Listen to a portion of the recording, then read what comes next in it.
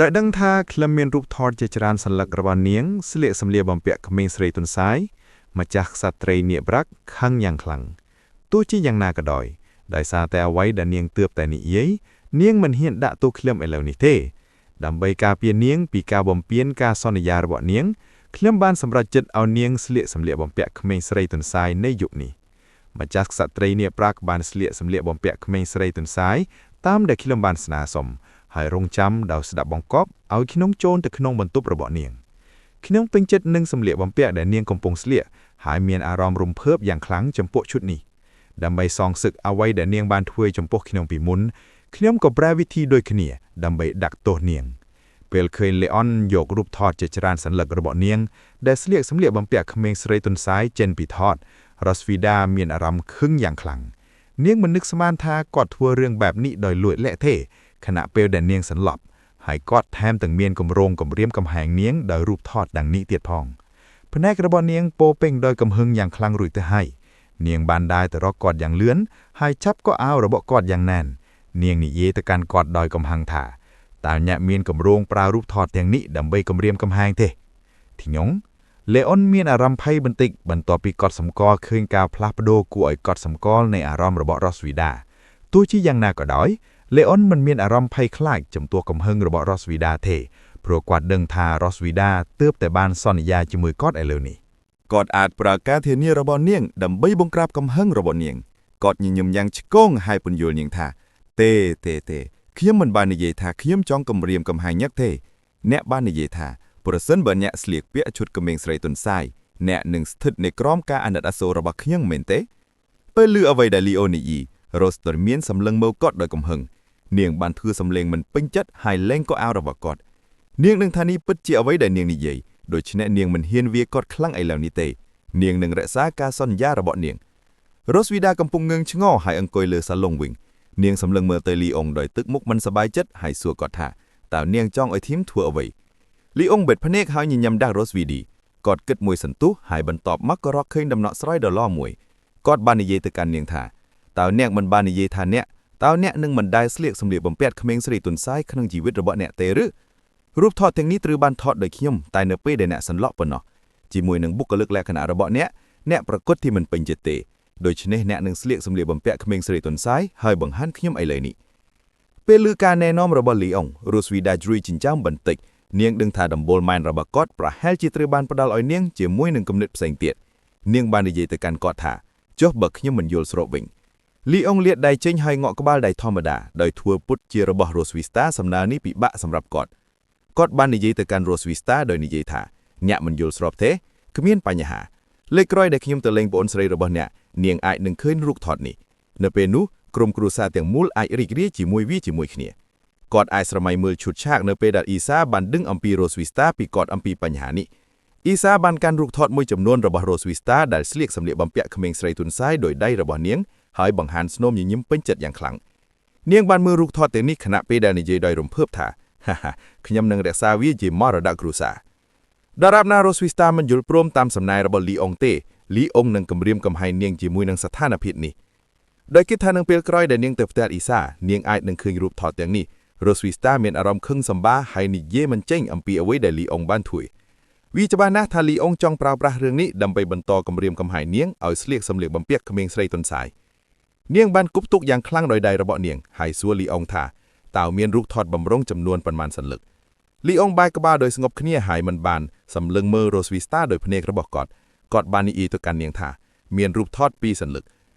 ตัวอย่างนาก็ด้อยรูปทอดแต่ลีองรักษาตุกมินเทรมแต่ปีฉบับเตตามเปิดเตยเมียนรูปทอดบุญฉบับเตียดลีองบานดาโดยโมตนาพีบตรกโรสวิสตาหายออนกรวนวอนทนอมสมาระบอกเนียงกอดดึงฐานเนียงนึกขนงสถานพีบนี้ไอเลยนี่หายเนียงเปิดจีมันไอปะดิแซดสำนาระบอกกอดบานเต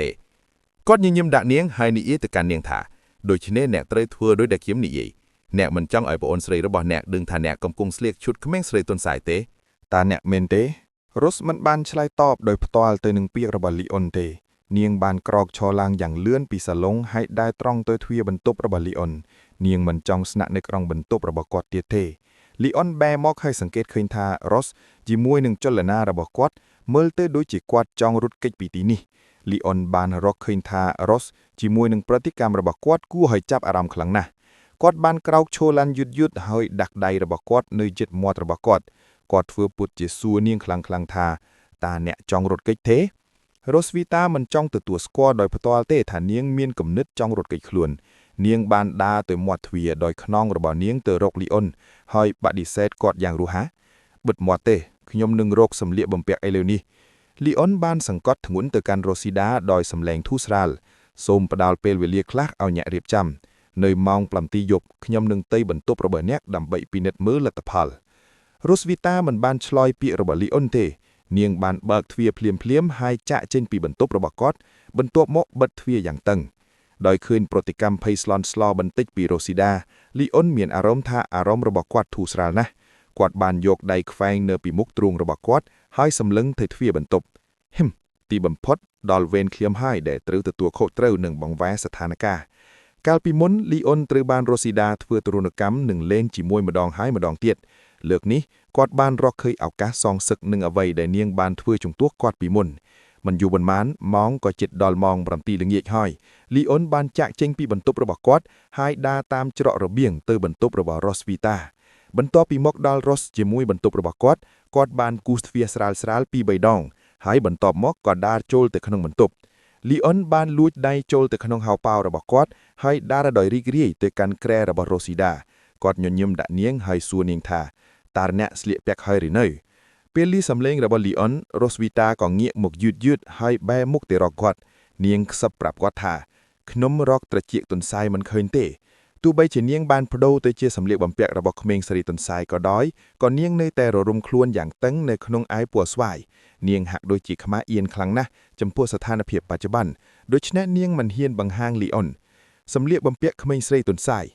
លីអុនមិនបានបង្ខំរ៉ូស៊ីដាឲ្យស្លៀកសម្លៀកបំពាក់ក្មេងស្រីទន្សាយពេញលេញទេមិនអីទេយ៉ាងណាមិញនេះជាលើកដំបូងរបស់អ្នកដូច្នេះខ្ញុំនឹងបន្ធូរការទៀមទារបស់ខ្ញុំចំពោះអ្នកបន្តិចរ៉ូសាបានអោនក្បាលចុះស្ងប់ស្ងាត់គិតអំពីអ្វីមួយថ្ពាល់របស់នាងឡើងក្រហមបន្តិចដូចជានាងមានអារម្មណ៍ខ្មាស់អៀនអំពីអ្វីត្រូវនិយាយបន្ទាប់នាងស្ទើរមកសន្ទុះរួចនិយាយទៅកាន់លីអុនមិនអីទេខ្ញុំនឹងធ្វើតាមយ៉ាងណាដែលអ្នកនិយាយអ្នកអាចធ្វើអ្វីក៏បានដែលអ្នកចង់ធ្វើជាមួយខ្ញុំបន្ទាប់មកអ្នកត្រូវតែបំផ្លាញទាំងពីររូបភាពបំរុងនោះយល់ទេ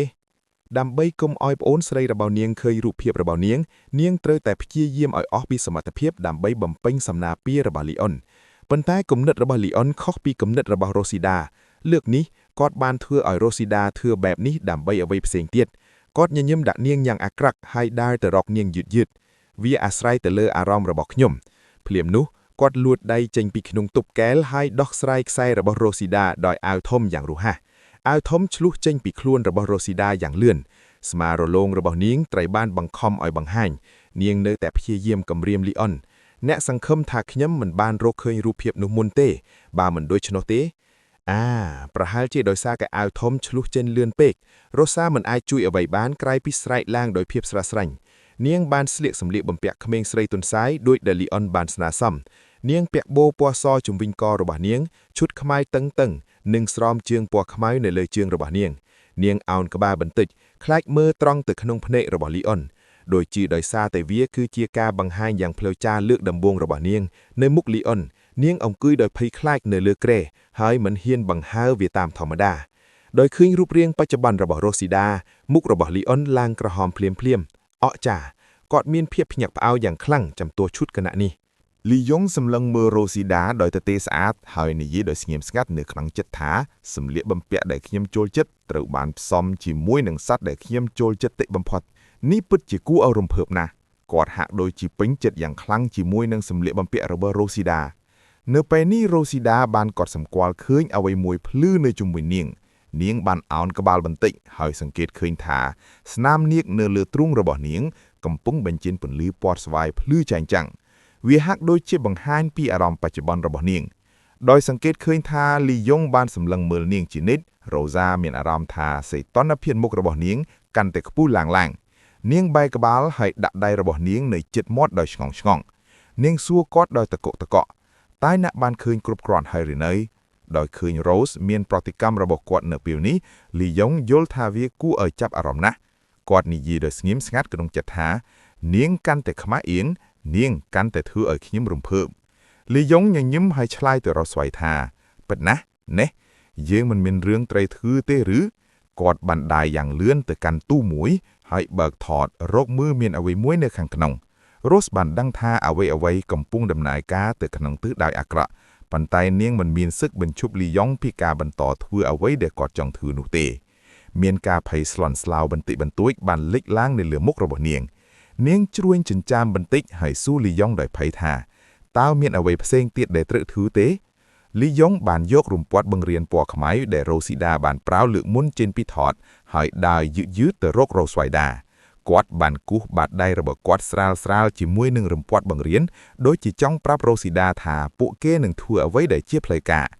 នៅខាងក្រៅបង្អ៊ុនពន្លឺព្រះច័ន្ទបានចាំងចូលបន្ទប់របស់រ៉ូស៊ីដាដោយស្ងៀមស្ងាត់ដូចជាចង់លួចមើលអ្វីដែលពួកគេកំពុងធ្វើពន្លឺស្រអើមក្នុងបន្ទប់បានបំភឺបន្ទប់ដោយស្ងៀមស្ងាត់ដូចជាកំពុងយាមអាថម្មបាក់មួយដែលមិនមានអ្នកណាដឹងក្រៅពីលីយ៉ុងហើយនិងរ៉ូស្វ័យដាទេ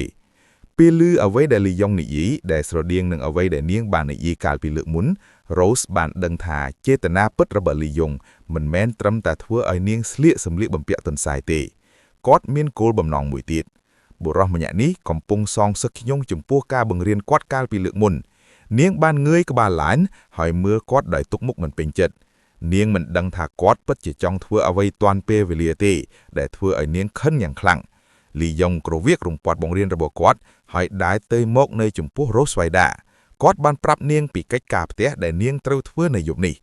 តាមខ្ញុំទៅសូត្រមុន3ហើយសោមា3របស់អ្នកសម្លាប់នាគទាល់តែអ្នកទុំទិញចាំវានេះជាជំនឿមួយដែលអ្នកសម្លាប់នាគដ៏មានមោទនៈគ្រប់គ្នាដឹង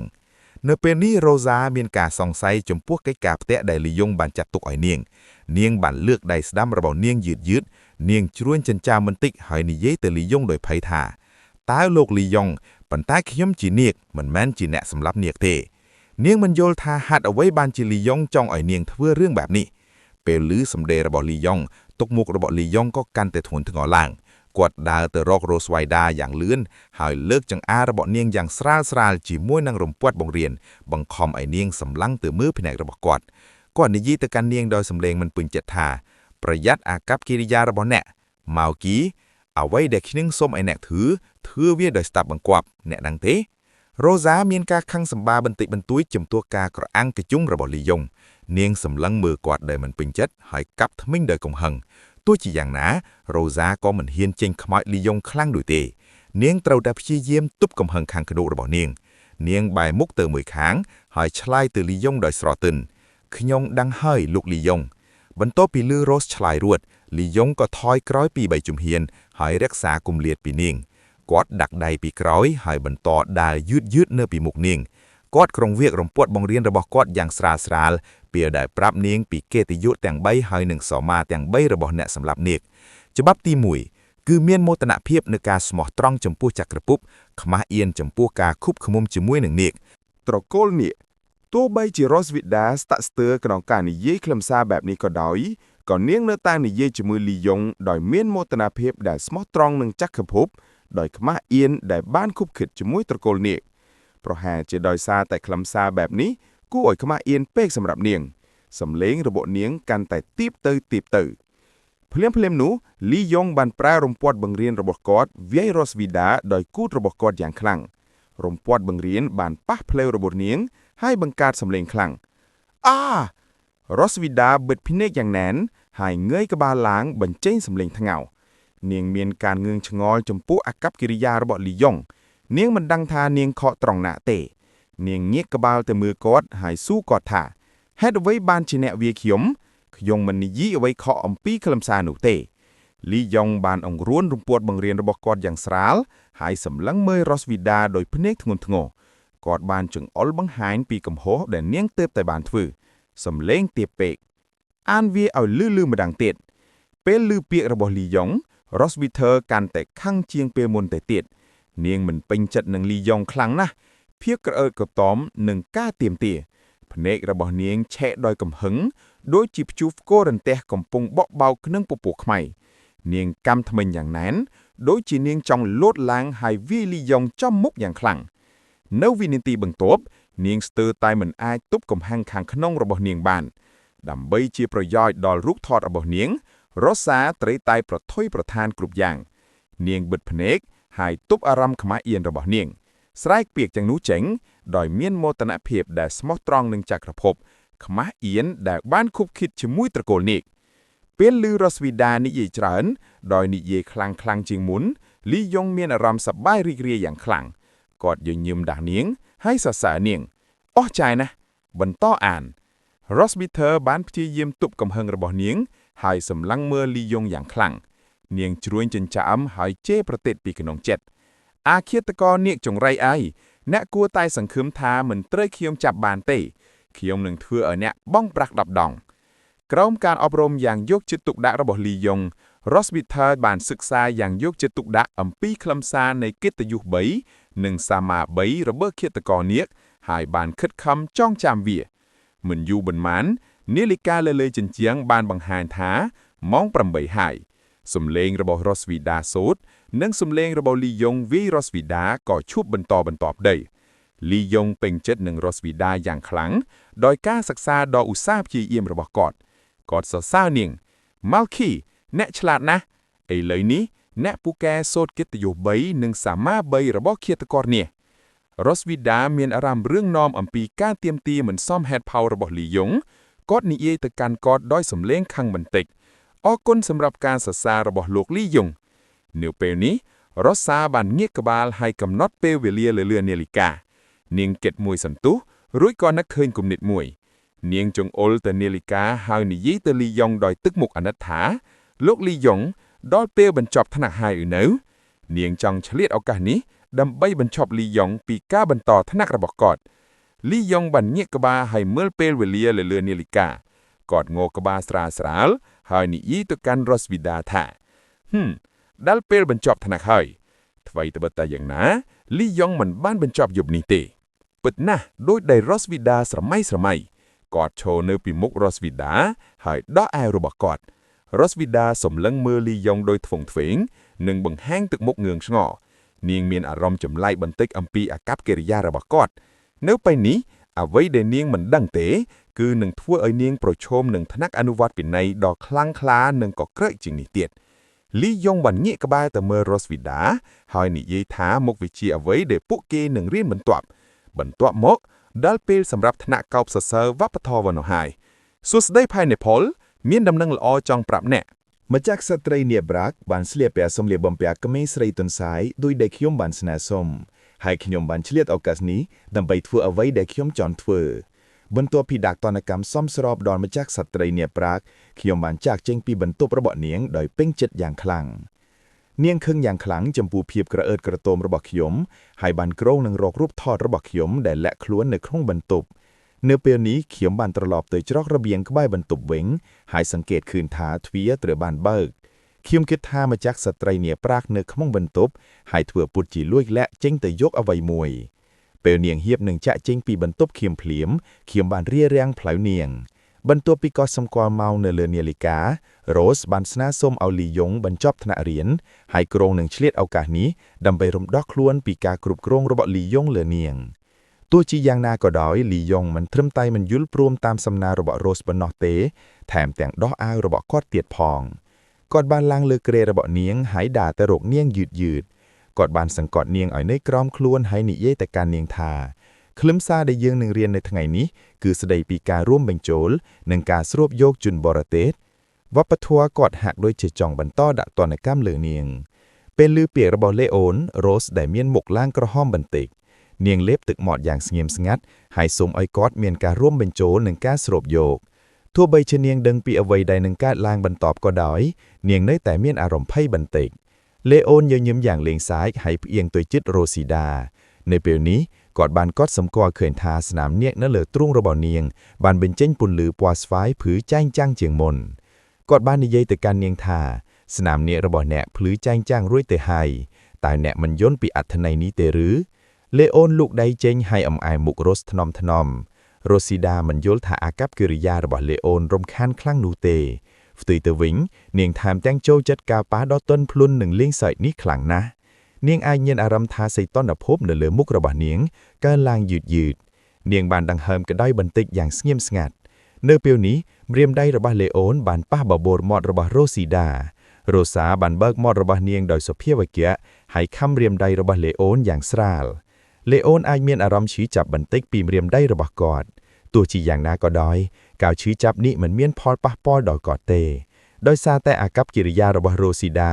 មុខរបស់លេអូនក៏ឡើងក្រហមដែងដែរ គាត់ជឿថានេះជាការអញ្ជើញពីរ៉ូស៊ីដាមករកគាត់ញញឹមហើយនិយាយទៅកាន់នាងថាម៉ាល់គីអ្នកមិនមានអាកប្បកិរិយាល្អទេតើអ្នកហ៊ានចំអោបខៀមដោយរបៀបណាលេអូនដើរទៅជិតមុខរ៉ូស៊ីដាយឺតច្រមុះរបស់គាត់ប៉ះនឹងមុខរបស់នាង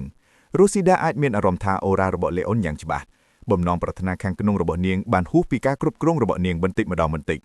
ការដកដង្ហើមរបស់នាងត្រូវបានរំខានដោយដង្ហើមហើយលិចលង់ទាំងស្រុងនៅក្នុងភៀវក្តៅរបស់គាត់នាងនិយាយដោយស្ងៀមស្ងាត់នៅក្នុងចិត្តថាចាប់តាំងពីយប់រដូវផ្ការីកក្តៅមកការថោបបានคล้ายជារឿងធម្មជាតិខ្ញុំលែងខ្មាស់អៀននឹងរឿងរស់ដោយដើមទៀតហើយប្រហែលជាខ្ញុំបានលងស្នេហ៍នឹងអារម្មណ៍ថោបរួចហើយមិនយូរប៉ុន្មានបបោមាត់របស់លេអុនបានប៉ះបបោមាត់របស់រ៉ូស្វីដាហើយថោបនាងយ៉ាងស្រឡាញ់រ៉ូស្វីដាមិនបានបដិសេធការថោបនេះទេនាងបានចាត់វិធានការដើម្បីទទួលយកវាហើយជ្រមុជខ្លួននាងនៅក្នុងរលកក្តៅដែលជាកម្មសិទ្ធិរបស់នាងតែប៉ុណ្ណោះរាងកាយរបស់លេអុនត្រូវបានសង្កត់យ៉ាងតឹងទៅនឹងរ៉ូសដោយជង្គសដនភ្លឺរបស់គាត់ហើយត្រដុសថ្នមទៅលើវាដូចជាគាត់កំពុងលេងសើចនឹងនាងសកម្មភាពរបស់គាត់គឺដូចគ្នានឹងអ្វីដែលរ៉ូសាបានធ្វើចំពោះគាត់កាលពីយប់រាប់មិនអស់មុនលំនាំនាគនៅលើរ៉ូស្វីដាហាក់ដូចជាដឹងពីបំណងប្រាថ្នាដ៏ខ្លាំងក្លានៅក្នុងចិត្តរបស់នាងហើយបញ្ចេញពន្លឺដ៏ភ្លឺស្វាងលេអុនបានកាន់ក្បាលរ៉ូសដោយថ្នមដោយដៃរបស់គាត់ហើយបន្តថើបកាន់បេជ្រៃរ៉ូសាក៏បានអោបក្បាលរបស់លេអុនយងណែនអង្រួនរាងកាយរបស់នាងយ៉ាងស្រាលសង្ឃឹមថានឹងទទួលបានការថើបបន្ថែមទៀតដែលពោពឹងដោយបំណងប្រាថ្នាសំឡេងទឹកដែលបង្កើតឡើងដោយការថើបគ្នាបានបន្លឺឡើងនៅក្នុងចិត្តរបស់ពួកគេនិងនៅក្នុងបន្ទប់របស់រ៉ូសាដូចជាបទចម្រៀងស្នេហាដែលជំរុញបំណងប្រាថ្នាខាងក្នុងរបស់ពួកគេទាំងអស់ជ្រមុជខ្លួននៅក្នុងបង្ហើមរបស់គ្នាទៅវិញទៅមកមិនអាចបញ្ចេញអារម្មណ៍របស់ពួកគេបានទេនៅពេលនេះលេអុននិងរ៉ូសាបានដកខ្លួនពីគ្នាបន្តិចពួកគេបានដកដង្ហើមខ្យល់អាកាសបរិសុទ្ធយ៉ាងស្រស់ទន់ពួកគេអាចមានអារម្មណ៍ថាសីតុណ្ហភាពនៅលើមុខរបស់ពួកគេខ្ពស់ប៉ុណ្ណាប៉ុន្តែពួកគេមិនខ្វល់ពីវាឥឡូវនេះទេភ្លាមនោះលេអុនបានបង្កើតគំនិតល្អមួយដើម្បីដាក់ទណ្ឌកម្មរ៉ូស្វីដាគាត់បាននិយាយទៅកាន់នាងថាងាកមកវិញម៉ាល់គីរ៉ូស្វេតមានការងឿងឆ្ងល់បន្តិចចំពោះសំណើរបស់លីយ៉ុងរងចាំសិនមុនពេលរ៉ូស្វីដាអាចមានប្រតិកម្មលីយ៉ុងបានចាប់ដៃនាងហើយបង្ខំនាងឲ្យងាកមកវិញធ្វើឲ្យនាងដេកចុកទៅរកខ្នើយរ៉ូស្វីដាមិនអាចទប់ទល់បានទេហើយអាចធ្វើតាមសំណើរបស់លីយ៉ុងបានតែប៉ុណ្ណោះលីយ៉ុងបានឡើងលើរាងកាយរបស់រ៉ូស្វីដាហើយសង្កត់នាងយ៉ាងណែននៅក្រោមគាត់ដាក់ដៃរបស់គាត់នៅសងខាងរាងកាយរបស់រ៉ូស្វីដាដើម្បីជៀសវាងការផ្ដល់ឲ្យនាងនៅឱកាសរត់គេចខ្លួនរ៉ូស្វីដាធ្វើបានងាកក្បាលទៅរកលីយ៉ុងដោយពិបាកនាងមិនដឹងថាគាត់ចង់ធ្វើអ្វីទេបន្ទាប់មកលីអូនបានដើរទៅរកនាងហើយនិយាយទៅកាន់នាងថាម៉ាល់គីសូមសូត្រមន្ត3យ៉ាងរបស់អ្នកសម្រាប់នាគនិងសាមា3យ៉ាងដែលខ្ញុំទើបតែបង្រៀនអ្នកម្ដងទៀតពេលឮសំណើរបស់លីអូនរ៉ូស្វីដាបានបង្ហាញទឹកមុខភ្ញាក់ផ្អើលយ៉ាងខ្លាំងឥឡូវនេះនាងមានអារម្មណ៍ចម្លែកណាស់ចំពោះការទាមទាររបស់គាត់លីអូនបានញញឹមយ៉ាងអាក្រក់ទៅកាន់រ៉ូស្វីដាហើយឆ្លើយថាត្រូវហើយ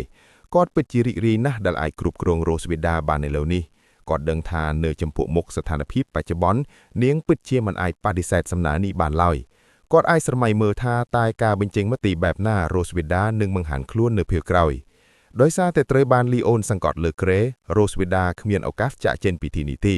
ទោះបីជានាងស្តាក់ស្ទើរក្នុងការសូត្រឡើងវិញនៅខ្លឹមសារដ៏អាម៉ាស់ដែលនាងទើបតែទន្ទិញចាំក៏ដោយនាងគ្មានជំរឿអ្វីក្រៅពីធ្វើតាមការទាមទាររបស់លីអូនឡើយនាងបានបិទភ្នែកហើយខ្សឹបថាមានមោទនភាពដែលស្មោះត្រង់នឹងចក្រភពខ្មាស់អៀនដែលបានខុបក្បៀតជាមួយត្រកូលនាគលីអូនផ្អៀងទៅរករ៉ូសដោយត្រចៀករបស់គាត់ហើយនិយាយទៅកាន់នាងដោយសំឡេងពិសេសបន្ទាប់មកនៅពេលនេះមុខក្រហមស្រទន់បានលេចចេញមកលើករ៉ូសដោយត្រចៀករបស់គាត់នាងអាចមានអារម្មណ៍ថាដង្ហើមរបស់គាត់នៅជុំវិញត្រចៀករបស់នាងយ៉ាងណាក៏ដោយលីអូនមិនមានបំណងឲ្យនាងសូត្រប្រយោគមួយនឹងបញ្ចប់វានោះទេនាងត្រឹងបន្តសូត្រខ្លឹមសារដែលលើសល់មានមោទនភាពដែលស្មោះត្រង់នឹងចក្រភពមុនពេលរ៉ូសាអាចបញ្ចប់ប្រយោគទី2លីអូនបានចាប់កន្ទុយរបស់នាងយ៉ាងលឿនដោយដៃរបស់គាត់ហើយថាវាថ្នមគាត់ដឹងថាកន្ទុយរបស់នាងងាយនឹងប្រតិកម្មខ្លាំងដូច្នេះគាត់បានប្រើភាពខ្វាយខ្សោយរបស់នាងដើម្បីដាក់ទណ្ឌកម្មលើនាងរ៉ូស្វីដាមានអារម្មណ៍ចម្លែកមួយចេញពីកន្ទុយរបស់នាងមិនអាចទប់ចិត្តបានក្រៅពីថ្ងោលីអូនមានអារម្មណ៍ថាការថើបមួយមិនគ្រប់គ្រាន់ទេដូច្នេះគាត់បានថើបរ៉ូសដោយកន្ទុយរបស់គាត់ពី3ដងទៀត โรสเวดาមានបំណងស៊ូទ្រាំនឹងការដាក់ទណ្ឌកម្មរបស់លីអូនប៉ុន្តែនាងអាចមានអារម្មណ៍ចម្លែកមួយនៅលើកន្ទុយរបស់នាងជានិច្ចហើយថែមទាំងឮសំឡេងទឹកដោយចេតនានៅពេលដែលលីអូនថើបនេះធ្វើឲ្យនាងមានអារម្មណ៍ច្របល់បន្តិចនាងបិទធ្មេកហើយចាប់ភួយដាក់ដាស់នៅខាងក្រោមនាងហើយថ្ងោម្ដងទៀតរ៉ូសាខឹងយ៉ាងខ្លាំងចំពោះអាកប្បកិរិយាអាម៉ាស់របស់លីអូនចំពោះនាងទោះបីជាយ៉ាងណាដោយសារស្ថានភាពបច្ចុប្បន្ននាងមិនអាចរកវិធីណាដើម្បីវាយប្រហារតបវិញបានឡើយនាងមិនអាចទប់ទល់នឹងការថើបគន្ទុយរបស់នាងទៀតបានទេនាងបែរមកនិយាយទៅកាន់លីអូនថាខ្ញុំនឹងមិនសូទៀតទេគ្រាន់តែដាក់ទណ្ឌកម្មខ្ញុំចោះពេលឮសំណើរបស់រ៉ូស៊ីដាលីអូនញញឹមដោយជោគជ័យទីបំផុតរ៉ូសាបាននិយាយពាក្យទាំងនេះនៅចំពោះមុខគាត់គិតមិនស៊ូហើយមិនយូរក៏គិតរឿងធ្រួតអ្វីដែលគាត់ចង់ធ្វើទៅកាន់នាងបន្តទៀតគាត់និយាយទៅកាន់នាងថានេះគឺជាអ្វីដែលអ្នកនិយាយម៉ាល់ខី វប្បធម៌បរទេសមានទាំងភាពមិនបរិសុទ្ធនិងខ្លឹមសារអ្នកទើបតែរៀនពីរបៀបអោបក្រសោបវប្បធម៌ដូច្នេះឥឡូវនេះយើងគួរតែរៀនពីរបៀបស្រូបយកវប្បធម៌ទោះបីជាលីយ៉ុនមិនបានបញ្យល់នាងឲ្យច្បាស់អំពីអ្វីដែលគាត់នឹងធ្វើក៏ដោយរ៉ូសានៅតែអាចទាយបានថាមានអ្វីនឹងកើតឡើងពីពាក្យសម្ដីរបស់គាត់នាងបានបង្ហាញទឹកមុខខឹងសម្បាយ៉ាងខ្លាំងហើយនិយាយទៅកាន់គាត់ថាអ្នកបន្ទាប់មកសំឡេងទឹកមិនច្បាស់លាស់និងសំឡេងថ្ងោមិនទៀងទាត់បានបន្លឺឡើងម្ដងទៀតនៅក្នុងបន្ទប់របស់រ៉ូសវីដា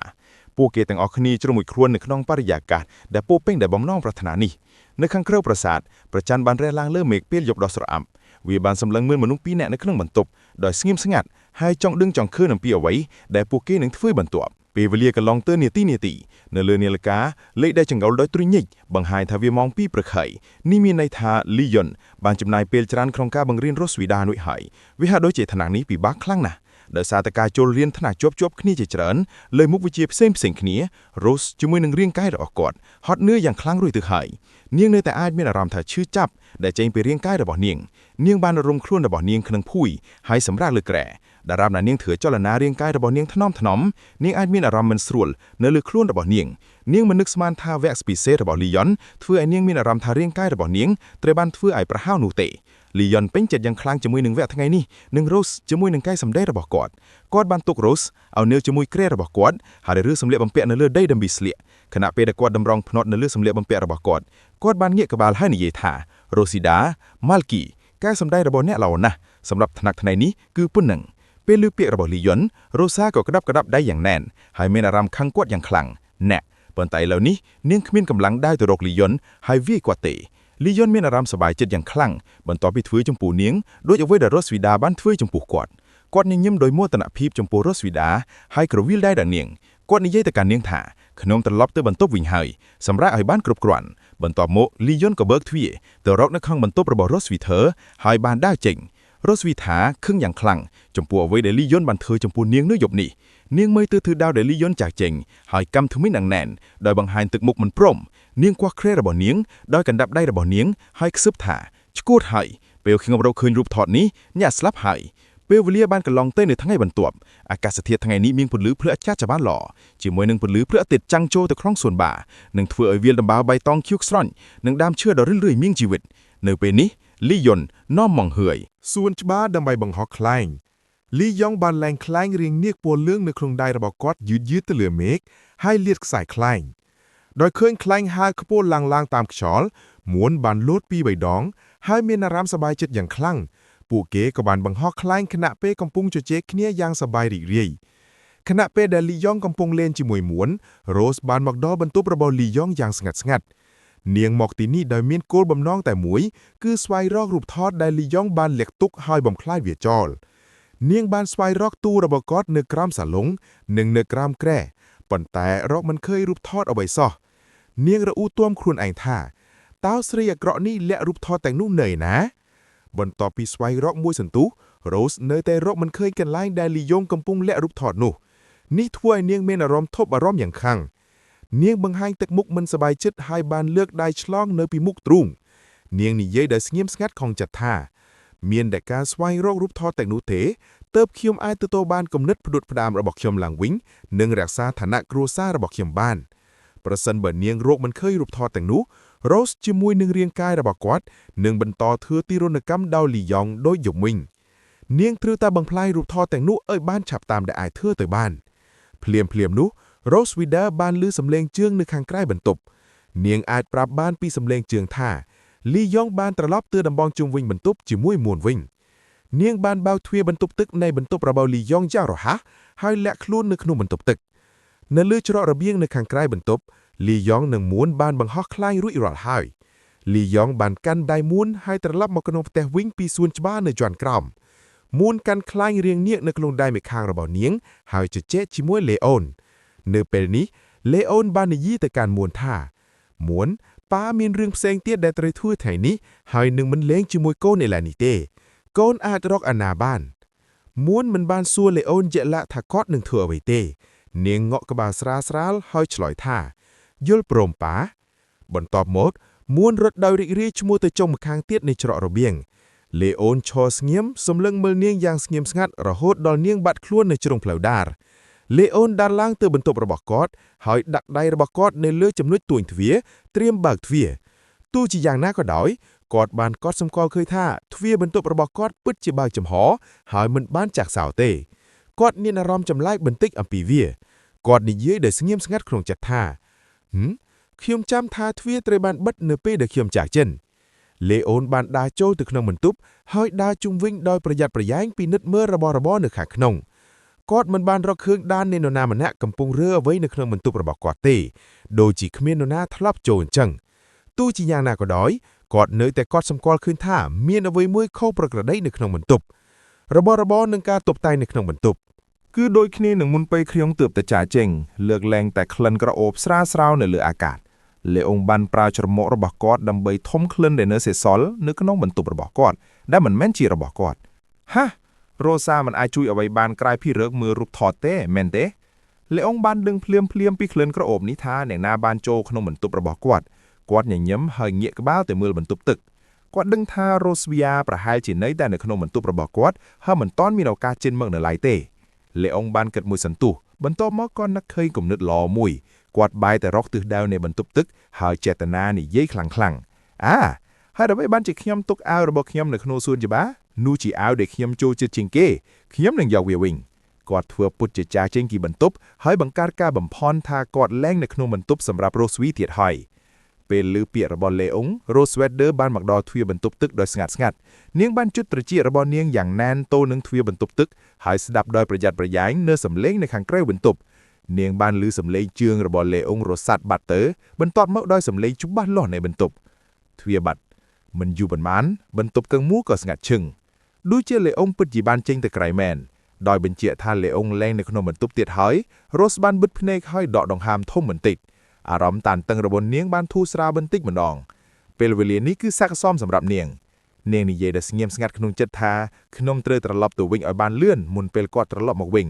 ទោះជាយ៉ាងណាក៏នាងមិនដឹងថានឹងមានអ្វីកើតឡើងបន្ទាប់ទេពេលដែលរ៉ូស្វីដាបើកទ្វារបន្ទប់ទឹកហើយហៀបនឹងចេញទៅនាងបានកត់សម្គាល់ឃើញលេអ៊ុងឈរនៅមាត់ទ្វារដ៏ញញឹមមុខនាងបានឈប់នៅនឹងកន្លែងមួយផ្លែតលេអ៊ុងមិនបានចេញពីបន្ទប់ដោយដែលនាងគិតទេប៉ុន្តែបានដើរទៅទ្វារបន្ទប់ទឹកដោយស្ងាត់ត្រៀមខ្លួនធ្វើឲ្យនាងភ្ញាក់ផ្អើល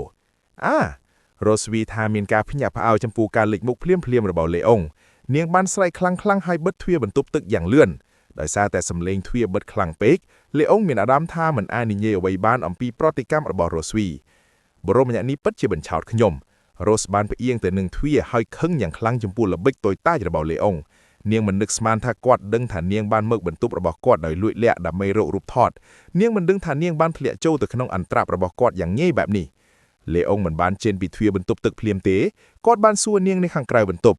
ម៉ាល់គីតើអ្នកកំពុងព្យាយាមលួចអ្វីដោយលួចចូលក្នុងបន្ទប់របស់ខ្ញុំបន្ទាប់ពីសង្កេតឃើញថាមហេសីនាគប្រាក់កំពុងលាក់ខ្លួននៅក្នុងបន្ទប់ទឹកក្នុងបន្ទប់របស់ខ្ញុំបានរកឃើញនាងភ្លាមហើយសួរនាងពីគោលបំណងរបស់នាងមហេសីនាគប្រាក់មិនចង់ឲ្យខ្ញុំចូលបន្ទប់ទឹកទេដូច្នេះខ្ញុំបានគំរាមនាងដោយថតរូបនាងដើម្បីបើកទ្វារបន្ទប់ទឹកបន្ទាប់មកខ្ញុំបានចាប់នាងដាក់ក្នុងបន្ទប់ទឹកហើយដាក់ទណ្ឌកម្មនាងយ៉ាងធ្ងន់ធ្ងរម្ដងទៀតនៅពេលយប់ពេលខ្ញុំកំពុងដេកលក់ស្កប់ស្កល់មហេសីនាគប្រាក់បានសួរខ្ញុំថាខ្ញុំកំពុងលាក់រូបថតរបស់ខ្ញុំនៅឯណាក្នុងអំឡុងពេលដើរលេងក្នុងដំណេកខ្ញុំបាននាំនាងទៅកន្លែងជាក់លាក់មួយនៅលើភ្នំខាងក្រោយប្រាសាទនាគប្រាក់នៅពេលនេះនាងស្រាប់តែដឹងថាមានអ្វីមួយខុសប្រក្រតីជាមួយខ្ញុំលេអូនបានធ្វើពុតជាចាក់ចេញពីបន្ទប់របស់គាត់ដោយបង្កើតការបំផន់ថាគាត់លែងនៅក្នុងបន្ទប់សម្រាប់រ៉ូស៊ីដាទៀតហើយជាលទ្ធផលនៅពេលដែលរ៉ូស៊ីដាបើកទ្វារដោយមានបំណងរត់គេចខ្លួនដោយសម្ងាត់លេអូនបានឈរនៅមាត់ទ្វារបន្ទប់ទឹកហើយបញ្ឈប់នាង បន្ទាប់ពីគាត់សម្គាល់ថានាងត្រូវបានគាត់បញ្ឆោតនាងបានបិទទ្វារបន្ទប់ទឹកភ្លាមៗហើយបិទវាដោយរាងកាយរបស់នាងលេអូនមិនបានចាកចេញពីបន្ទប់ទឹកភ្លាមគាត់បានគោះទ្វារដោយគួរសមហើយសួរនាងថាម៉ាល់គីហេតុអ្វីបានជាអ្នកលួចលាក់ខ្លួននៅក្នុងបន្ទប់ទឹកតើអ្នកចង់ចាប់ផ្ដើមថ្នាក់រៀនយប់នេះទេរ៉ូសវីដាមិនចង់ជួបប្រទះរឿងដូចគ្នានឹងយប់មិញជាមួយលេអូនទៀតទេនាងឆ្លើយថាទេរ៉ូសវីដាជ្រួញចិញ្ចើមហើយមានអារម្មណ៍ខឹងយ៉ាងខ្លាំងចំពោះលេអូនដែលបោកបញ្ឆោតនាងយ៉ាងណាក៏ដោយនាងពិតជាមិនចង់បើកទ្វារនេះហើយអនុញ្ញាតឲ្យគាត់ចូលទេលេអូននៅតែមិនព្រមបោះបង់ចោលគាត់កំពុងលេងសើចជាមួយរ៉ូស៊ីអានៅខាងក្រៅបន្ទប់ទឹកបន្ទាប់មកជាបទចម្រៀងមួយបទរបស់លោកកាស្មីតដែលឧទ្ទិសដល់កញ្ញាមីលឃីរួមជាមួយនឹងសារមួយយប់មិញកូនស្រីតុនសាយរបស់ញាក់ពិតជាអស្ចារ្យណាស់តុនសាយតូចល្អនិងជាទីស្រឡាញ់បើកទ្វារនៅទីនេះឲ្យលឿនឲ្យខ្ញុំចូលឆាប់ដល់ពេលដែលខ្ញុំត្រូវចូលទៅខាងក្នុងហើយ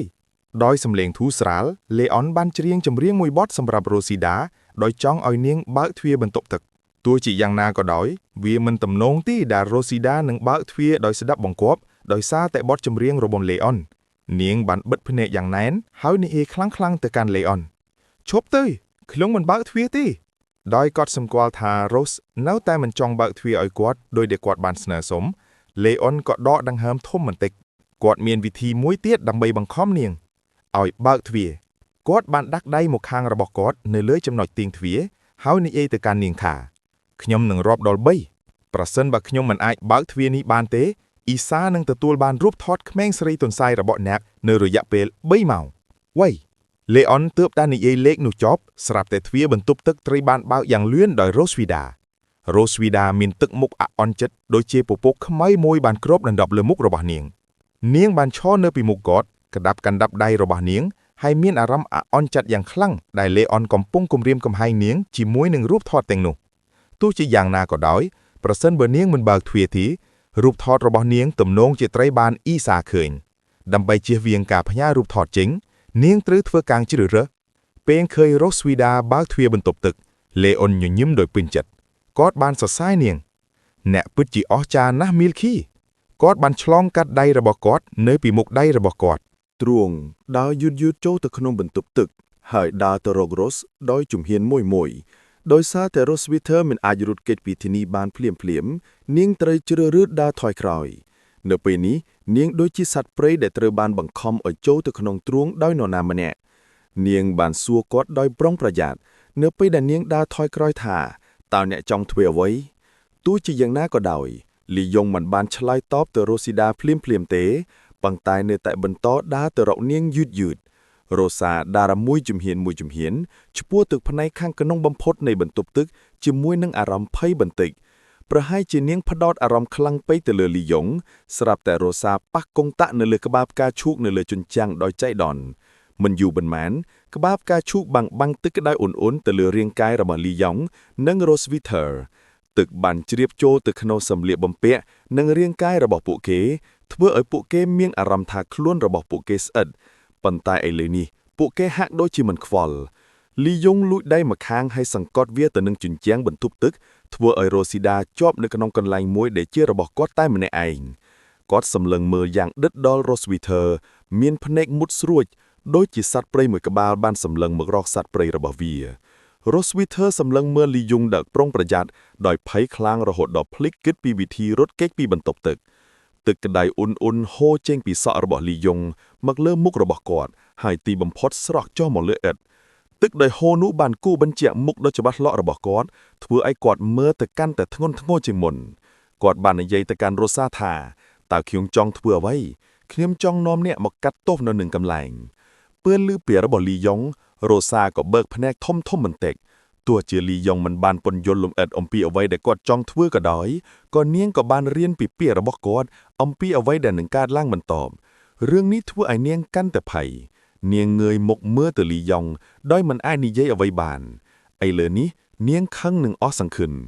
នាងត្រូវតែទទួលស្គាល់ស្ថានភាពបច្ចុប្បន្នពីព្រោះរ៉ូសវីធើមិនបានបើកទ្វារឲ្យគាត់នៅពេលនេះទេ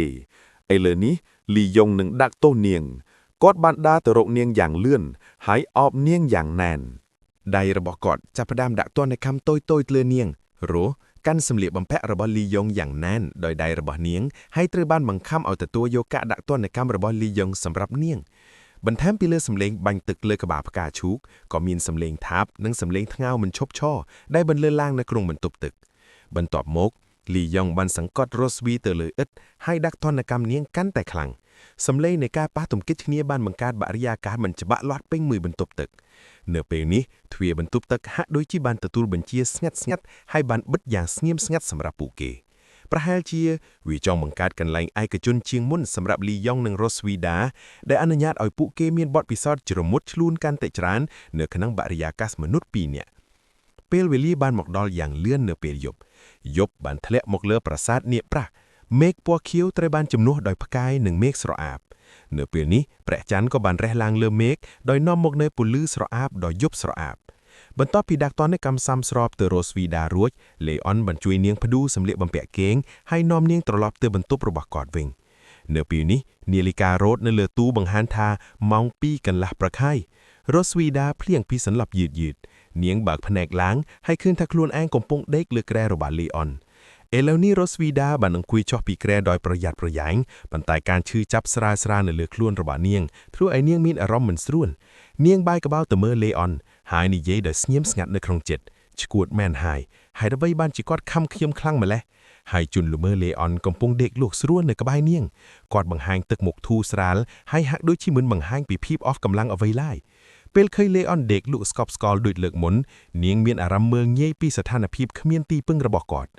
សូម្បីតែហ៊ីមហ្វាដែលជាអ្នកសម្លាប់នាគដ៏ខ្លាំងពូកែបំផិតក៏គ្មានទីពឹងទាល់ទេសោះនៅពេលដេកលក់យ៉ាងលឿនពីព្រោះពីមុននាងធ្លាប់បានព្យាយាមសាកសួរអំពីគំនិតពិតរបស់គាត់ខណៈពេលដែលគាត់កំពុងដេកលក់ឥឡូវនេះនាងក៏ចង់ប្រើវិធីដូចគ្នាដើម្បីស្វែងរករូបថតរបស់នាងបានសួរគាត់ដោយផ្ទាល់ថាលេអុនតើអ្នកលាក់រូបថតបំរុងទុកនៅឯណាទោះយ៉ាងណាក៏បន្ទាប់ពីមួយរយៈលេអុនមិនបាននិយាយឬបង្ហាញប្រតិកម្មអ្វីឡើយគាត់ហាក់ដូចជាទើបតែងុយគេងតាមរបៀបធម្មតាដោយឃើញថាលេអុនមិននិយាយរ៉ូសាមានអារម្មណ៍ថាមានការងើយងាងបន្តិចតើគាត់មិនមានប្រតិកម្មទេលើកនេះតើវិក្រន់ដែលជឿសំណាងទេដែលខ្ញុំបានឮពាក្យពិតរបស់គាត់លើកមុននៅពេលនេះរ៉ូសាបានរកឃើញវិធីមួយទៀតដើម្បីសួរលេអុនប្រហែលជាខ្ញុំអាចសាកល្បងវិធីមួយទៀតលើកនេះរស់ញញឹមយ៉ាងអាចកំបាំងហើយមានអារម្មណ៍ជឿជាក់លើវិធីសាស្ត្រនាងបានលូកដៃទៅអង្អែលក្បាលរបស់លេអុនយ៉ាងស្រាលដោយខ្សឹបប្រាប់គាត់ថាលេអុននាំខ្ញុំទៅកន្លែងដែលអ្នកលាក់រូបថតរបស់អ្នកនៅពេលនេះលេអុនស្រាប់តែក្រោកពីគ្រែទោះបីជាគាត់នៅតែបិទភ្នែកហើយមិនភ្ញាក់ក៏ដោយគាត់ហាក់ដូចជាបានឮអ្វីដែលរ៉ូស្វាកំពុងនិយាយទៅកាន់គាត់លេអុនទៀងភួយដែលគ្របគាត់ហើយក្រោកពីគ្រែយឺតដោយឃើញលេអុនរៀបចំខ្លួនចាក់ចេញពីបន្ទប់តាមការស្នើសុំរបស់នាងរ៉ូសាមានអារម្មណ៍រីករាយបន្តិចនាងមិននឹកស្មានថាគ្រាន់តែផ្លាស់ប្ដូរវិធីដែលនាងសួរគាត់នឹងស្ដាប់នាងដោយគោរពតាមនោះទេនាងនិយាយខ្មឹងចិត្តយ៉ាងស្ងៀមស្ងាត់ថាខ្ញុំធ្វើបានត្រឹមត្រូវហើយបន្ទាប់ពីស្លៀកពាក់រួចលេអុនបានដើរចេញពីបន្ទប់យ៉ាងស្ងៀមស្ងាត់ហើយឆ្ពោះទៅកាន់កន្លែងដែលជាកន្លែងដែលគាត់បានលាក់រូបថតរបស់រ៉ូស្វៃដាគាត់ហាក់ដូចជានៅតែដើរក្នុងដំណេកហើយគាត់មិនដឹងថាអ្នកណាជាអ្នកបញ្ជាលេអុនឲ្យគាត់នោះទេរ៉ូស្វៃដាក៏បានចាក់ចេញពីបន្ទប់របស់លេអុនផងដែរនាងដើរតាមពីក្រោយគាត់យ៉ាងស្ងៀមស្ងាត់ហើយសម្លឹងមើលទិសដៅដែលគាត់កំពុងដើរអំឡុងពេលដើរក្នុងដំណេកលេអុនពិតជាមិនចាំថាគាត់បានជួបប្រទេសអ្វីទេខណៈពេលដើរក្នុងដំណេកដោយឃើញរូបរាងបច្ចុប្បន្នរបស់លេអុនរ៉ូស្វាបានសើចដោយត្រជាក់ពេលអ្នកភ្ញាក់ពីដំណេកនៅព្រឹកស្អែកអ្នកនឹងឃើញថាអ្វីបានត្រឡប់ទៅចំណុចចាប់ផ្ដើមរបស់វាវិញនាងឯស្រមៃមើលថាតើលេអុននឹងបង្ហាញទឹកមុខបែបណានៅពេលដែលគាត់បានដឹងថារូបថតនោះត្រូវបានបំផ្លាញដោយនាងដរាបណាគាត់បាត់បង់រូបថតទាំងនោះនាងអាចឆ្លៀតឱកាសនេះដើម្បីសងសឹកចំពោះអ្វីដែលគាត់បានធ្វើចំពោះនាងពីមុនហើយធ្វើទារុណកម្មគាត់យ៉ាងធ្ងន់ធ្ងរដឹកនាំដោយលេអុនរ៉ូស្វៃដាបានមកដល់ភ្នំខាងក្រៅនៃប្រាសាទនីកប្រាក់នៅពេលនេះពួកគេបានឆ្លងកាត់ព្រៃមួយនៅក្រោមពន្លឺព្រះច័ន្ទស្រមោលនៃដើមឈើខ្លះបានជ្រុះមកលើដីមើលទៅដូចជាវាត្រូវបានខ្ចាត់ខ្ចាយដោយចំណុចពណ៌ប្រាក់អូកំពុងហូរស្ងាត់ៗនៅក្បាលព្រៃសត្វអំពិលអំបែកងងចំនួនកាន់ចង្កៀងស្រអឹបជួនកាលអណ្ដាតលើទឹកនិងជួនកាលលាក់ខ្លួននៅក្នុងព្រៃប្រសិនបើនរណាម្នាក់ស្ដាប់ដោយយកចិត្តទុកដាក់នៅពេលនេះពួកគេនឹងឮសំឡេងស្លឹកឈើរលាក់រលាកនិងសំឡេងសត្វតូចៗដែលមិនស្គាល់លាយឡំទៅជាសំឡេងដ៏រីករាយបន្ថែមបទភ្លេងរស់វើកទៅក្នុងរាត្រីដ៏ស្ងប់ស្ងាត់ លេអុននៅតែជ្រមុជខ្លួនក្នុងការដើរក្នុងដំណេកហើយដើរយឺតនាំរស់ស្វាយដាទៅមុខរស់ស្វាយដាបានឆ្លងដៃរបស់នាងហើយដាស់វានៅពីមុខទ្រូងនាងបន្ទាប់មកងើបក្បាលឡើងមើលជុំវិញខ្លួននាងបានរកឃើញថាបរិយានជុំវិញនោះគឺជាដើមឈើឬថ្មធំនិងតូចមួយចំនួននាងមិននឹកស្មានថាលេអុននឹងលាក់រូបថតនៅលើភ្នំខាងក្រោយដើម្បីការពារនាងពីការស្វែងរកវានាងនិយាយក្នុងចិត្តយ៉ាងស្ងៀមស្ងាត់ថាឃាតករនាងពូកែមែនគ្មានអ្វីឆ្លៃថាខ្ញុំរករូបថតនៅបន្ទប់មិនឃើញទេការស្វែងរករូបថត2 3ស្លឹកនៃភ្នំខាងក្រោយដ៏ធំល្វឹងនេះគឺដូចជាការរកមកចូលក្នុងគំនរចម្បាំងរស់ស្វៃដាបន្តដើរតាមលេអុនខណៈពេលកំពុងស្វែងរកគ្រប់ទីកន្លែងដើម្បីកន្លែងដែលលេអុនលាក់រូបថតរបស់គាត់នៅពេលនេះនាងស្រាប់តែដឹងថាបរិយានជុំវិញបានធ្វើឲ្យនាងមានអារម្មណ៍ស៊ាំណាស់ទោះជាយ៉ាងណាក៏ដោយខ្ញុំមិនអាចជួយអ្វីបានក្រៅពីមានអារម្មណ៍ថាផ្លូវដែលគាត់កំពុងនាំខ្ញុំទៅគឺគួរឲ្យសង្ស័យបន្តិចកន្លែងដែលខ្ញុំបានឆ្លងកាត់គឺជាកន្លែងដែលគាត់នាំខ្ញុំទៅនៅយប់នោះរ៉ូសបានគិតមួយសន្ទុះហើយបានដឹងថាកន្លែងទាំងអស់ដែលពួកគេទើបតែឆ្លងកាត់គឺជាកន្លែងដែលលីអុនធ្លាប់នាំនាងទៅក្នុងអំឡុងពេលនោះនាងបានសន្លប់អស់រយៈពេលយូរដោយសារតែប្រាវដើម្បីសងសឹកចំពោះរឿងហួសហេតុដែលនាងបានធ្វើចំពោះគាត់ពីមុនបន្ទាប់ពីមួយសន្ទុះលីអុនដែលកំពុងដើរនៅខាងមុខស្រាប់តែឈប់ដើរគាត់ឈរនៅកន្លែងជាក់លាក់មួយក្នុងព្រៃហើយមិនបន្តទៅមុខទៀតទេដោយគាត់សម្គាល់ថាលីអុនហាក់ដូចជាឈប់ដើរទៅមុខរ៉ូសបានសួរគាត់ដោយសំឡេងទាបថាតើយើងបានមកដល់គោលដៅរបស់យើងហើយឬនៅពេលនេះលីអុនបែរមកយឺតដើម្បីប្រឈមមុខនឹងរ៉ូសាទោះបីជាគាត់នៅតែបិទភ្នែកក៏ដោយគាត់ហាក់ដូចជាមិនភ្ញាក់ឡើងភ្លាមនោះបបោមាត់របស់លីអុនងើបឡើងបន្តិចគាត់ញញឹមដោយមោទនភាពហាក់ដូចជាសប្បាយចិត្តណាស់ដែលរ៉ូសវីដាបានដើរតាមគាត់ឈួតហើយខ្ញុំត្រូវគេបោកគាត់មិនបានដេកលូកទាល់តែសោះនៅយប់នេះគាត់គ្រាន់តែធ្វើពុតជាលេងសើចជាមួយខ្ញុំដោយគាត់សម្គាល់ឃើញការផ្លាស់ប្ដូរបន្តិចបន្តួចនៅក្នុងស្នាមញញឹមរបស់លីអុនរ៉ូសវីដាបានដឹងថានាងត្រូវបានគាត់បោកបញ្ឆោតតាមពិតទៅលីអុនមិនបានដេកលូកទាល់តែសោះនៅយប់នេះពេលឯថងបន្ទប់ដើម្បីលេងសើចនាងម្ដងទៀតគាត់ធ្វើពុតជាដេកលូកហើយបានធ្វើតាមសំណើរបស់រ៉ូសវីដាដើម្បីនាំនាងទៅភ្នំខាងក្រោយដើម្បីជួយនាងស្វែងរករូបថតរ៉ូសាបានព្យាយាមធ្វើឲ្យខ្លួនអាំងស្ងប់ចិត្តហើយជៀសវាងការឲ្យលីអុនដឹងថានាងកំពុងតែភ័យស្លន់ស្លោយយ៉ាងខ្លាំងឥឡូវនេះនាងក្តាប់កណ្ដាប់ដៃរបស់នាងយ៉ាងណែនហើយសម្លឹងមើលគាត់ដោយទឹកមុខធ្ងន់ធ្ងរនាងធ្វើពុតជាបានឃើញល្បិចកលរបស់គាត់រួចហើយនិយាយទៅកាន់គាត់ថាអ្នកមិនចាំបាច់ធ្វើពុតជាដេកលូកខ្ញុំដឹងថាអ្នកភ្ញាក់ហើយតែឮពាក្យរបស់រ៉ូសវីដាលីអុនក៏បើកភ្នែកដោយសាររ៉ូសវីដាបានរកឃើញល្បិចកលរបស់គាត់រួចហើយគាត់មិនចាំបាច់បន្តធ្វើពុតជាដេកលូកនោះទេគាត់បានបង្ហាញទឹកមុខជឿជាក់លើនាងហើយនិយាយទៅកាន់នាងថាទោះបីជាខ្ញុំមិនដឹងថាអ្នកចង់ប្រើមន្តអាគមអ្វីដើម្បីឲ្យខ្ញុំគោរពតាមអ្នកវាច្បាស់ណាស់ថាមន្តអាគមនេះមិនដំណើរការទេរ៉ូសវីដាមានការភ្ញាក់ផ្អើលបន្តិចចំពោះពាក្យរបស់លីអុន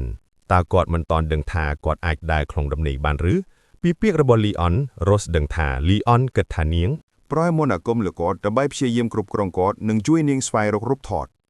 នាងមិនដែលនឹកស្មានដល់រឿងនោះទេលេអុងរត់តែមិនដឹងថាគាត់កំពុងដើរក្នុងដំណេកហើយនឹងបង្ហាញគំនិតពិតរបស់គាត់ពេលកំពុងដើរក្នុងដំណេកលេអុងបានបាក់ដៃរបស់គាត់ហើយដើរមួយជំហានម្ដងឆ្ពោះទៅរករ៉ូសវីដារ៉ូសវីចង់រត់ចេញពីទីនេះប៉ុន្តែវាយឺតពេលហើយនាងបានដកថយយឺតឆ្ពោះទៅព្រៃនៅពីក្រោយនាងលេអុងបានដើរទៅរកនាងខណៈពេលសួរនាងថាម៉ាល់គីញាក់គួរតែស្គាល់កន្លែងដែលញាក់ទៅតែឆ្លងកាត់មែនទេអ្វីតើផ្នែកដែលញាក់ចូលចិត្តបំផុតនៃថ្នាក់ក្រៅនេះជាអ្វីវាហាក់ដូចជាលេអុងចង់ជួយរ៉ូសវីជាមួយមេលៀនបន្ថែមរ៉ូសវីដោយខ្នងរបស់គាត់បានបុកដើមឈើធំមួយនាងបានដឹងថានាងគ្មានផ្លូវចេញឥឡូវនេះទេ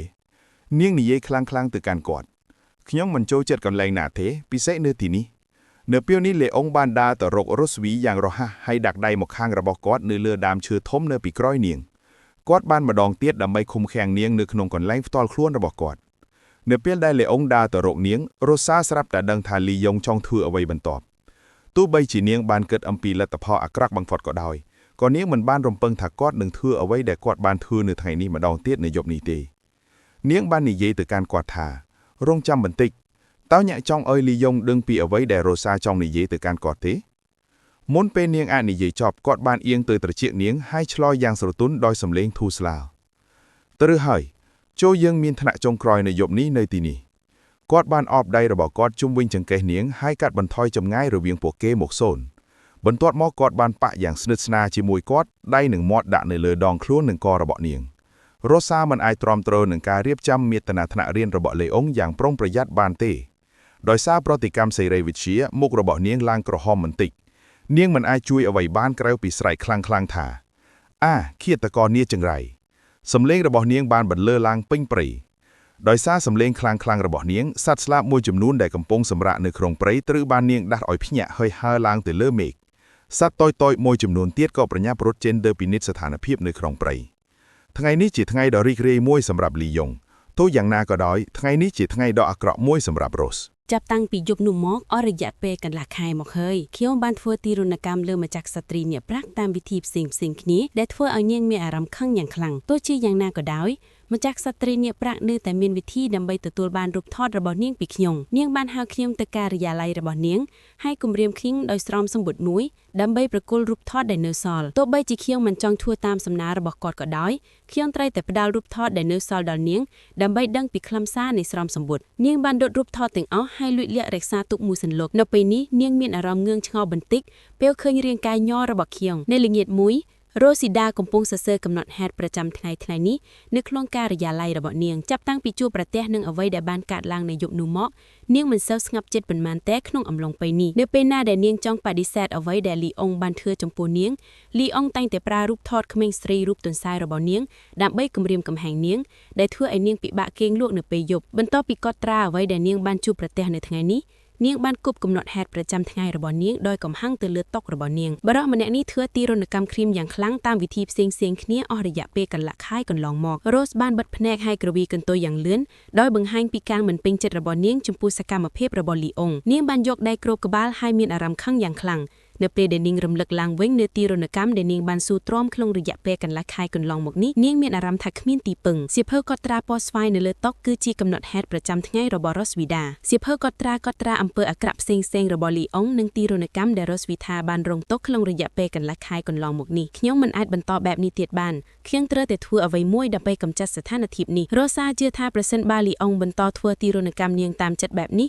នាងនឹងមិនអាចមានថ្ងៃដ៏សុខសាន្តនៅពេលអនាគតបានទេនាងបានស្ងប់អារម្មណ៍របស់នាងយឺតហើយគិតដោយប្រុងប្រយ័ត្នថាតើវិធីសាស្ត្រអ្វីខ្លះដែលត្រូវប្រើដើម្បីផ្លាស់ប្ដូរស្ថានភាពបច្ចុប្បន្ននៅពេលនេះរ៉ូសវីដាបានបន្ថែបក្បាលចុះហើយមើលទៅថតមួយនៅលើតុរបស់នាងនឹកឃើញអ្វីមួយដែលនាងបានដាក់ក្នុងថតនេះកាលពីពេលថ្មីនេះភ្លាមនោះនាងបានរកដំណោះស្រាយមួយតាមរយៈរឿងនេះខ្ញុំមានបំណងប្រើសម្បត្តិនេះដើម្បីគ្រប់គ្រងលីអុងប៉ុន្តែក្នុងស្ថានភាពបច្ចុប្បន្នខ្ញុំអាចប្រើចលនានេះបានតែជាមុនប៉ុណ្ណោះដោយមិនស្ទាក់ស្ទើររ៉ូសបានបើកថតទី1យ៉ាងលឿនមានឯកសារជាច្រើនដែលតាក់ទងនឹងត្រកូលនាគប្រាក់ដែលនាងបានដំណើរការរួតនិងសៀវភៅមួយចំនួនដែលតាក់ទងនឹងព័ត៌មាននៅក្នុងថតនេះនៅលើឯកសារនិងសៀវភៅទាំងនេះគឺជាស្រោមសម្បត្តិពណ៌ត្នោតស្រោមសម្បត្តិនេះត្រូវបាននាងទទួលបានក្នុងអំឡុងពេលកិច្ចប្រជុំថ្មីនេះជាមួយចៅហ្វាយរបស់លីយ៉ុងសម្បត្តិនេះអាចឲ្យលីយ៉ុងដឹងអំពីស្ថានភាពរបស់ចៅហ្វាយរបស់គាត់ឥឡូវនេះដើម្បីទទួលបានរូបថតដែលលាក់ដោយលីយ៉ុងនាងត្រូវប្រើសម្បត្តិនេះដើម្បីគំរាមកំហែងគាត់បន្ទាប់ពីមួយសន្ទុះមានសម្លេងគួរទ្វារនៅខាងក្រោយការិយាល័យរបស់រ៉ូសវីដាដឹងថាអ្នកដែលឈរនៅខាងក្រៅជានរណានាងមិនស្ទាក់ស្ទើរទេហើយបាននិយាយដោយផ្ទាល់ទៅកាន់មនុស្សនៅខាងក្រៅចូលមកលីយ៉ុងចាប់ចំណិតទាញទ្វារហើយបើកទ្វារចូលទៅកាន់ការិយាល័យរបស់រ៉ូសវីថាលេអុងមានស្នាមញញឹមអាចកំបាំងនៅលើមុខរបស់គាត់ដូចជាគាត់មិនបារម្ភថារ៉ូសវីដានឹងធ្វើអ្វីដែលមិនសមរម្យចំពោះគាត់នៅទីនេះទេគាត់សប្បាយចិត្តខ្លាំងណាស់ចំពោះការដាក់ទណ្ឌកម្មដែលគាត់បានដាក់លើរ៉ូសវីដាក្នុងអំឡុងពេលនេះទោះបីជារ៉ូសានៅតែចង់ធ្វើអ្វីមួយប្រឆាំងនឹងគាត់ក៏ដោយគាត់នៅតែអាចគំរាមកំហែងនាងដោយរូបថតរបស់នាងស្លៀកសម្លៀកបំពាក់ក្មេងស្រីទន្សាយរហូតដល់នាងឈប់ទប់ទល់ហើយស្ដាប់ពាក្យរបស់គាត់ដោយស្ដាប់បង្គាប់និងទទួលការដាក់ទណ្ឌកម្មលេអុងលើកដៃរបស់គាត់ហើយស្វាគមន៍រ៉ូសវីដាដោយគួរសមគាត់បានសួរនាងថាអ្វីព្រះមហាស្កឹកតាបានធ្វើអ្វីតើអ្នកត្រូវការជួបខៀងសម្រាប់អ្វីមួយទេរ៉ូសាបានបើកថតរបស់នាងហើយយកស្រោមសម្បត្តិពណ៌ត្នោតជេន2ក៏មានឈ្មោះចៅហ្វាយរបស់លីយ៉ុងនៅលើស្រោមសម្បត្តិផងដែរនាងកាន់វានៅក្នុងដៃហើយអង្រួនវាថ្នមបង្ហាញសម្បត្តិទៅលីយ៉ុងនាងញញឹមយ៉ាងស្ងប់ស្ងាត់ហើយពន្យល់គាត់ថាសម្បត្តិនោះមកពីណាអ្នកមិនបានជួបចៅហ្វាយរបស់អ្នកអស់រយៈពេល2ឆ្នាំមកហើយ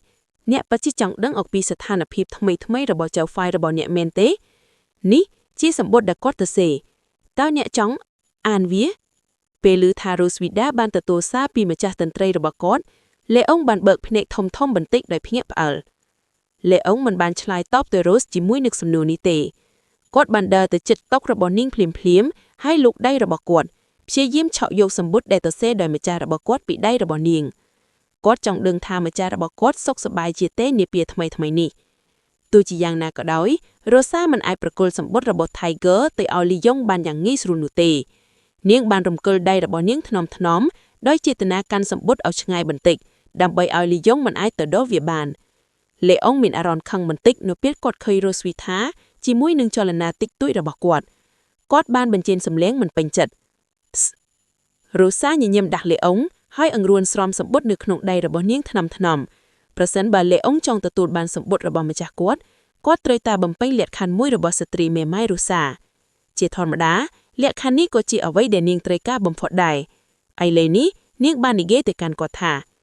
ចាស់យ៉ាងម៉េចហើយអ្នកអាចផ្លាស់ប្ដូរសម្បុត្រនេះជាមួយខ្ញុំដោយប្រើរូបថតបំរុងទាំងអស់នោះលីយ៉ុងសម្លឹងមើល Rose ដោយទឹកមុខមិនពេញចិត្តគាត់បានគោះទុករបស់នាងស្រាលៗដោយដៃរបស់គាត់ដើម្បីបង្ហាញពីគំនិតរបស់គាត់លើលក្ខខណ្ឌដែលនាងបានស្នើឡើងគាត់ដឹងថាគោលបំណងតែមួយគត់របស់នាងក្នុងការធ្វើបែបនេះគឺដើម្បីទទួលបានរូបថតពីរឈុតនោះដោយផ្អែកលើការយល់ដឹងរបស់គាត់អំពី Rosida គាត់មិនជឿទាំងស្រុងថាអ្វីដែលនាងនិយាយជាការពិតនោះទេគាត់បានអៀងជក់យ៉ាងស្រទន់ហើយសួរនាងដោយសំឡេងសង្ស័យថាតើខ្ញុំអាចប្រកាសយ៉ាងដូចម្តេចថានេះមិនមែនគ្រាន់តែជាក្រដាសសដែលអ្នកកំពុងប្រើដើម្បីព្យាយាមថតរូបពីខ្ញុំ Rose ជាមួយនឹងការរំពឹងទុកជាមុនថាលីយ៉ុងនឹងមិនជឿនាងទោះជាយ៉ាងណាក៏ដោយនាងមិនមានការភ្ញាក់ផ្អើលចំពោះអ្វីដែលលីយ៉ុងនិយាយនោះទេនាងបន្តនិយាយជាមួយគាត់បើអ្នកមិនជឿទេភ្លេចវាទៅនេះជាឱកាសតែមួយគត់របស់អ្នកដើម្បីដឹងអំពីស្ថានភាពរបស់ម្ចាស់អ្នកបើអ្នកមិនត្រូវការវាទេខ្ញុំនឹងដុតវានាងបានកោះសៅអណ្ដាតភ្លើងនាគពណ៌ស្វាយមកដៃឆ្វេងរបស់នាងអណ្ដាតភ្លើងនាគកំពុងឆេះយ៉ាងខ្លាំងដូចជាកំពុងរងចាំដុតអ្វីៗទាំងអស់នៅក្នុងដៃរបស់ Roswida ឲ្យទៅជាផេះ